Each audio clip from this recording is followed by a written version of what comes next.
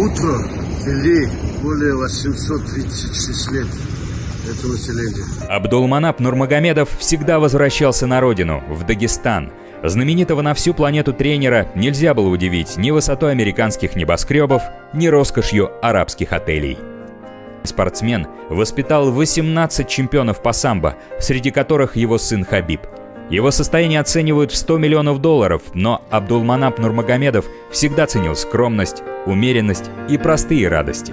Приехать в горы и насладиться полетом орла. Да. Вот теперь поймали хороший вид. Позирует, да? Да. Прозвище «Орел» получил сын Абдулманапа Хабиб. Его фирменная белая папаха прославила горы Дагестана на весь мир. Дважды чемпион мира по боевому самбо Хабиб всегда подчеркивал: его главный наставник – отец. Упорный труд и строгая дисциплина – вот чем объяснял успехи своих подопечных тренер Нурмагомедов. Он даже написал об этом книгу, она так и называется «Отец, как вырастить чемпиона». И дело не только в физических упражнениях. На сборах мы работаем 5,5 часов физически, это все. А вечером он брал справочник Ожегова и переписывал ему незнакомых 100 слов оттуда. Все шли спать, а Хабиб переписывал эти страницы. Абдулманап воспитал чемпионов по самбо больше, чем кто бы то ни было во всем мире. А еще сотни детей получили возможность начать карьеру в спорте благодаря прославленному тренеру. Школа в Махачкале носит имя ее основателя – Абдулманапа Нурмагомедова. Меньше чем за год на средства его семьи был возведен современный зал для занятий борьбой. Оснащению сам Хабиб мог бы позавидовать, ведь в начале его карьеры даже горячая вода в душе была невообразимой роскошью. Впрочем, и сейчас условия тренировок в горах более чем аскетичные, и никаких посторонних глаз. Абдулманап Нурмагомедов всегда считал, что сам горный воздух помогает спортсменам сосредоточиться.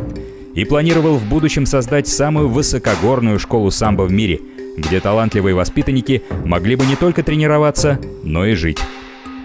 У него были проблемы с сердцем, он перенес операцию, но формы не терял.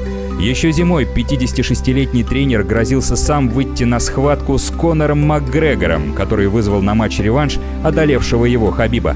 Вдохнуть в отдаленные села новую жизнь. Вот о чем мечтал тренер. Земля предков. Вот на этой маленькой речушке было несколько мельниц, которые кормили более 800 лет это население. А здесь будет проспект. Вон оттуда сюда будет новая дорога. Нурмагомедов делал для малой родины все, что мог. Помогал в прокладке в скалах новых дорог, хлопотал, чтобы в горы провели газ и электричество. И сам участвовал в строительстве мечети.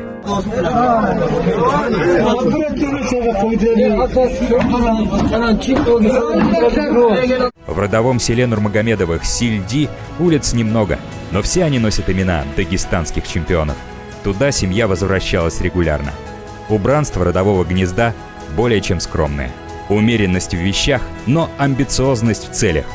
Вот что всегда ценил Абдулманап Нурмагомедов.